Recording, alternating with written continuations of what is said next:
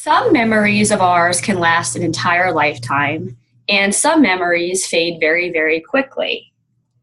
The three-stage model of memory basically proposes that there are three distinct phases that account for how long we remember information, or put differently, the duration of information that it's held in memory.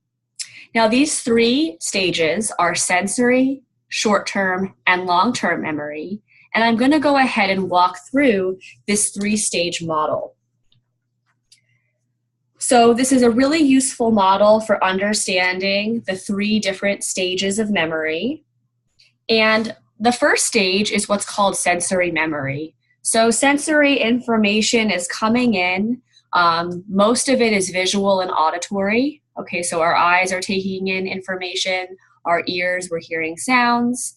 And sensory memory is that sensory impression. Okay, it lasts just a couple of seconds maximum. It's very brief in duration.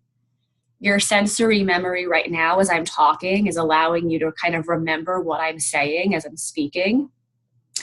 And we know this memory fades really, really quickly unless we pay attention to that sensory input, unless we focus and pay attention to that sensory input.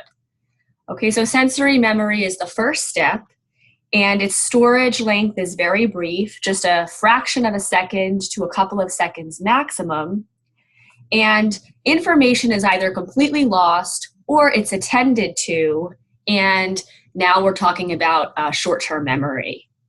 In short-term memory, we're basically working with that information, okay? We're practicing it, we're rehearsing it, we're studying it, okay? And information here lasts a little bit longer, okay, up to 30 seconds, and can last even longer with rehearsal and practice.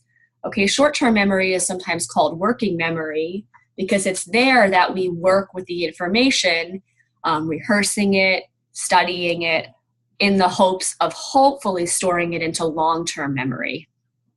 Long-term memory is where information may last indefinitely. Okay, it's thought to be unlimited. You've probably never felt like you can't remember a new thing or learn a new concept. But here in long-term memory, these are more long-term enduring type memories, hence the name. And these memories may be held permanently.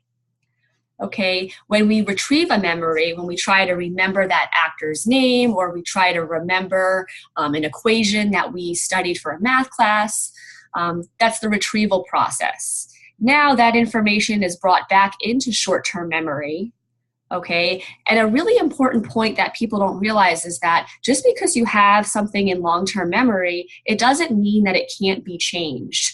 We actually know from a lot of research on the science of memory that long-term memories are susceptible to change and alteration.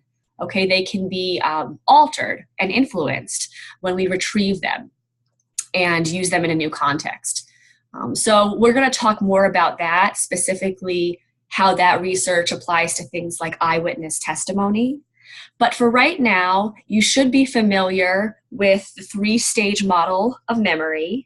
Okay, really useful framework for understanding the three different memory systems. Okay, sensory input in, sensory memory, do we pay attention to it? If so, now we're talking about short-term memory, where we're rehearsing and practicing the information, hopefully storing it long-term, and then retrieving it when needed.